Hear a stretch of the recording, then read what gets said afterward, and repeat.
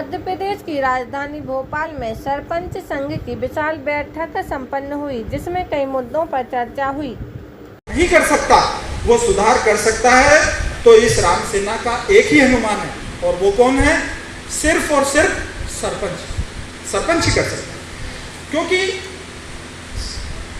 93 से लेकर अभी तक सिर्फ भाषणों में और चीज़ों में होते हैं। आप और हमको बुलाकर सारी चीज़ें कही जाती है, लेकिन उन चीज़ों को कभी भी बढ़ाया नहीं जा सकता। तो यहाँ पर हमारा जो निवेदन है वो ये है कि हमारे अधिकार क्षेत्र, मैं इन शॉर्ट कहूँगा अध्यक्ष, सरपंच नियंत्रण नहीं करेगा तब तक। वर्तमान में सबसे बड़ा क्षेत्र अगर कोई चल रहा है अधोसंरचना विकास, जिसको विकास कहते हैं। भाई रोड बन गया तो विकास, पानी मिल गया तो विकास, बिजली मिल गई तो विकास। लेकिन आप मुझे बताइए कि आप कुपोषित हो गया, हमारी अर्थव्यवस्था कमजोर है, जिसके कारण वो माँ चाहकर भी अपने बच्चे को वो भोजन नहीं दे पा रही है जो उसके पोषण के लिए आवश्यक है। तो इसके लिए दोषी कौन है? ना तो वो माँ दोषी है। सामुदायिक आपने देखा होगा कि कई आदिवासी क्षेत्र ऐसे हैं जहाँ बच्चे आज भी कुपोषण से ग्रसित, ऐसे कुपोषण से ग्रसित व्यवस्था में जब हम हमारे बच्चों को, उस बच्चे को कुपोषित होने का पूरा आरोप उसी के ऊपर। चतुर्वेदी वर्तमान में उज्जैन जिले का प्रतिनिधित्व कर रहा हूँ, और मैं उज्जैन जिले की ही एक पंचायत, ग्राम पंचायत बोरदा मांडा से सरपंच निर्वाचित हुआ हूँ।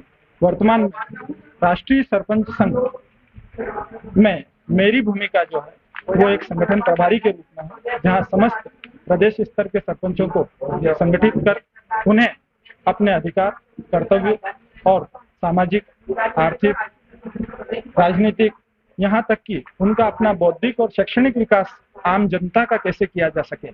कुल मिलाकर कहा जाए तो वास्तव में जो इकाई राजनीतिक स्तर की सबसे स्थानीय या मूल इकाई जिसका कहा जा सकता है ग्राम पंचायत, उस ग्राम पंचायत स्तर पर विकास का वास्तविक चेहरा क्या है, हम वो आप तक पहुंचाना चाहते हैं। आपके माध्यम से शीर्षस्थ राजनीतिक क्षेत्र में बैठे उन लोगों तक जो देश का और प्रदेश का प्रतिनिधित्व कर रहे हैं, साथ ही साथ उन प्रशासनिक अधिकारियों तक भी हम अपना निवेदन, विनय या अनुरोध प्रस्तुत करते हैं कि वो योजनाओं के कार्यान्वयन में, योजनाओं के निर्धारण में और साथ ही साथ वास्तविक विकास प्राप्त हो पा रहा है या नहीं हो पा रहा है, उस बारे में एक अपना व्यू, अपनी दृष्टि, अपना परसेप्शन गांवों की तरफ भी देखने का प्रयास करें।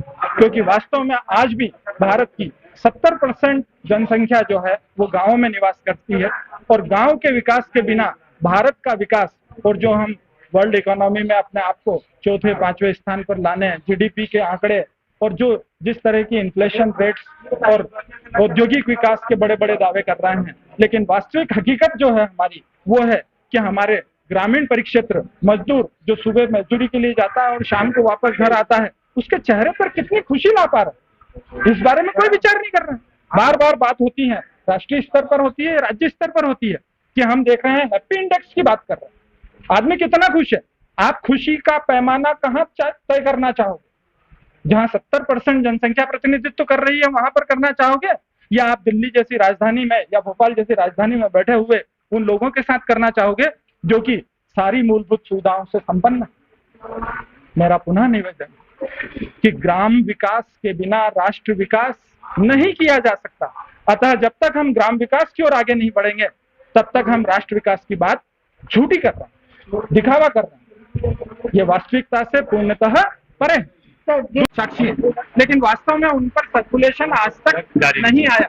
कुछ योजनाओं को लेकर उन्होंने, कुछ घोषणाओं को लेकर उन्होंने सर्कुलेशन कर दिया, लेकिन शेष योजनाओं को लेकर कोई सर्कुलेशन नहीं कर पाया। हमारा ऐसा निवेदन है कि घोषणाएं मात्र हो जाने से नहीं, उनके क्रियान्वयन के लिए भी प्रशासन स्तर पर सर्कुलेशन जारी कर तत्काल प्रभाव का शब्द अगर प्रदेश के मुखिया के द्वारा कहा जा रहा है तो उसे तत्काल प्रभाव से लागू करके अधिकार को हस्तांतरित करना चाहिए। आज पंचायत जो विकेंद्रीकृत इकाई के रूप में स्थापित की गई, लेकिन वास्तव में विकेंद्रीकरण जैसी कोई व्यवस्था बची? फंड दिया जा रहा है तो उसमें टाइट, अनटाइट और कई ऐसी तकनीकी चीजें डाल दी गई है जो एक आम सरपंच के लिए समझ पाना मुश्किल है, और वास्तव में वो इन समझने के लिए किनके पास जाएगा? बाबू लोगों के पास जाएगा।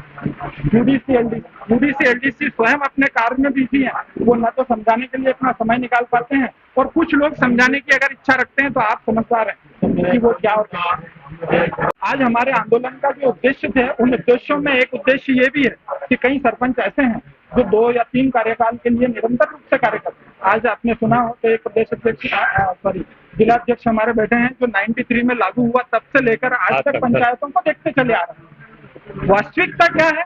उनके पास अनुभव है, उनके पास संविधान के लिखित प्रावधानों के बारे में जानकारी है, मध्य प्रदेश पंचायती राज अधिनियम से संबंधित जानकारी है। अतः हमने ये जो सम्मेलन यहाँ आयोजित किया है वो इसलिए किया है कि उनके अनुभव और उनकी जो ज्ञान है उसको उन नवयुवकों के साथ भी शेयर किया जाए, ताकि वो भी अपने कार्यकाल के समय को जानते हुए समय ज्यादा बर्बाद ना हो उनका, और जल्द से जल्द वो व्यवस्था को समझ सके और अपने ग्राम का विकास, अपने लोगों का विकास, अपना सामुदायिक आर्थिक विकास को संपन्न करें।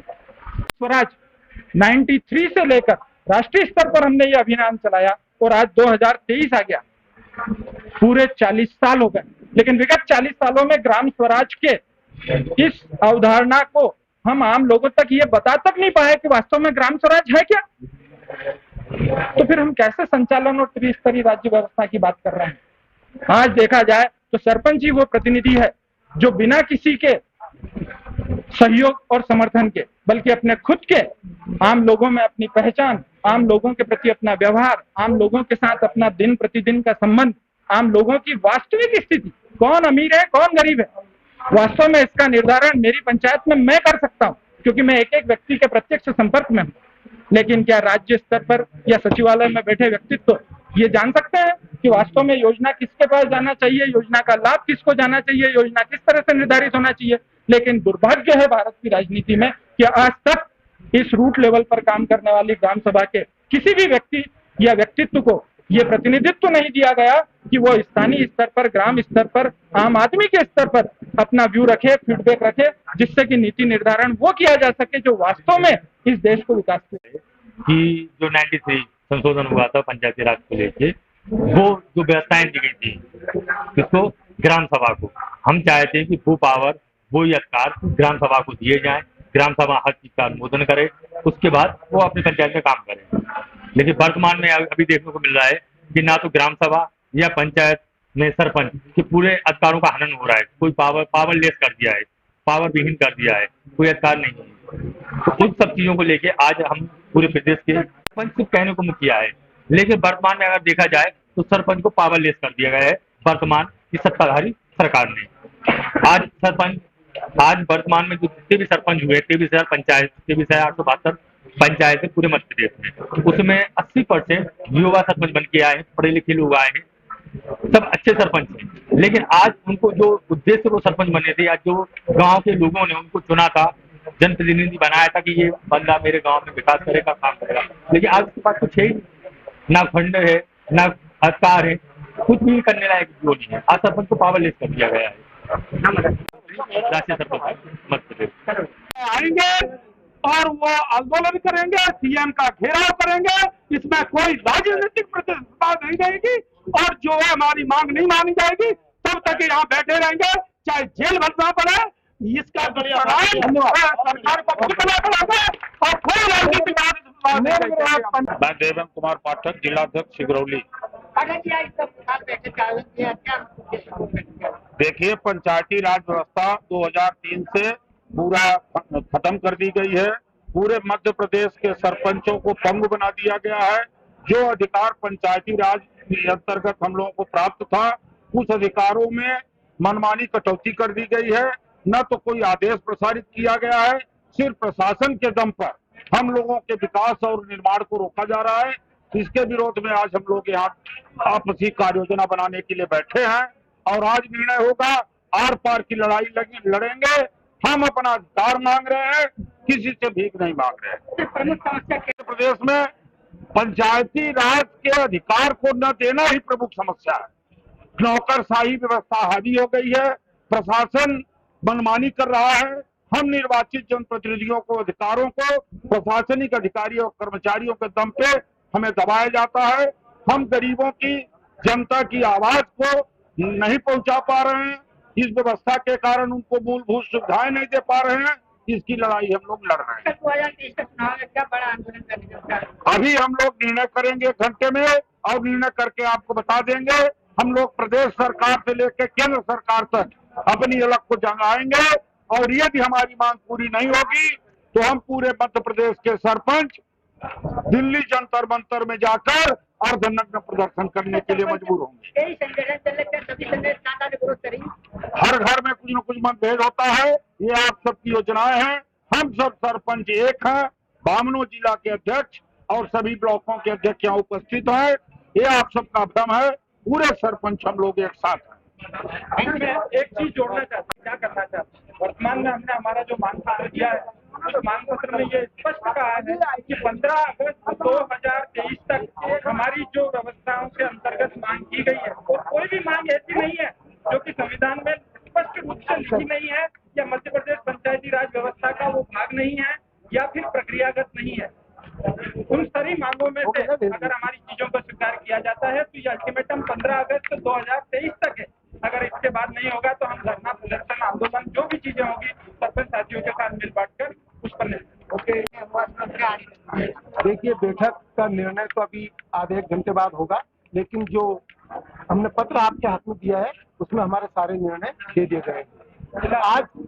आज की तारीख में मध्य प्रदेश सरकार ने पंचायती राज की जो हालत कर दी वो सब आप लोगों को भी पता है, मीडिया को भी पता है।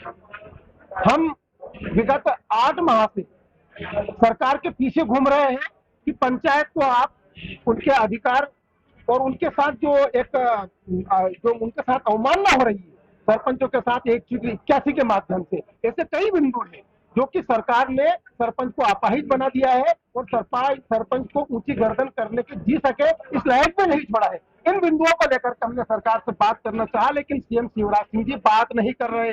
उनको ये गलतफहमी है, उनके मंत्री और विधायक आज पावर में होने के कारण उन्हें ये खबर देते हैं कि सरपंचों में एकता नहीं है, हमारी एक आवाज पे सरपंच हमारे पीछे चलते हैं। इस तरीके से उन्हें गुमराह किया जा रहा है। मैं आपके सभी चैनल के माध्यम से मध्य प्रदेश सरकार से पुनः निवेदन करना चाहता हूं कि 15 अगस्त के पहले सरपंचों की जो आपने हालत की है उस हालत को सुधार दीजिए, उनके अधिकार को उनको लौटा दीजिए। 1993-94 ना सही, लेकिन उसका 80% सरपंचों को अधिकार दे दिए ताकि सम्मान से सरपंच जी सके। आप खुद अपने मुंह से बोलते हो मेरी बड़ी सरकार, आपकी छोटी सरकार, लेकिन छोटी सरकार की आज यह हालत है कि अगर गांव में चूहा मर जाता है तो सरपंच उस चूहे को भी गांव से बाहर अगर फिकवाएगा तो वो 20 रुपए उसको अपनी जेब से खर्चा करना पड़ेगा।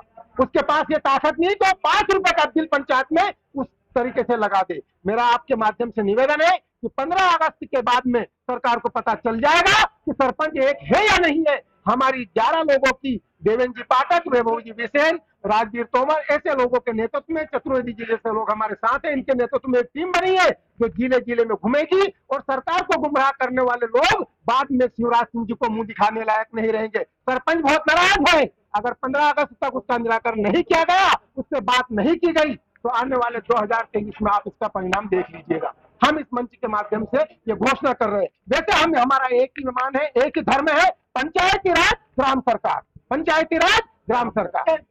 10 मरतबा कहा मेरा 50 जिला अध्यक्षों के सामने 5 मिनट बैठ जाइए, हम पत्रकारों को ले लेते हैं। क्यों झूठ बोल रहा हूँ माननीय मुख्यमंत्री जी? हम आपसे निवेदन करना चाहते हैं कि मैं नहीं बैठना चाहता, मैं बात नहीं करना चाहता। मेरे 50 जिला अध्यक्ष और मेरे पदाधिकारी बैठ जाए और सीएम साहब बता दे कि हमने आपको यहाँ सम्मान दे दिया है। सरपंचों से सब कुछ छीन लिया गया है, पंचायती राज से सब कुछ छीन लिया गया है। ये बात झूठ है कि बहुत कुछ दे दिया। एक टुकड़ा 1700 रुपए से लेकर 4200 रुपए का मानदेय का किया है, इसके आवाज में सब कुछ छीन लिया गया है। पाने के लिए सरपंच नहीं बने थे, और मान के लिए सरपंच बनाए, गांव के विकास के लिए सरपंच बनाए, जो गांधी जी का सपना था कि सत्ता का विकेंद्रीकरण हो, छोटे से छोटे व्यक्ति तक उसकी दुविधा का पहुंचे, उसके लिए सरपंच बना था। लेकिन आज सरपंच की हालत हो गई है कि ग्राम स्वराज तो क्या, वो खुद का सम्मान बचाने के लायक नहीं बचा है। सचिव हूँ और सरपंच भी हूँ और एडवोकेट भी हूँ।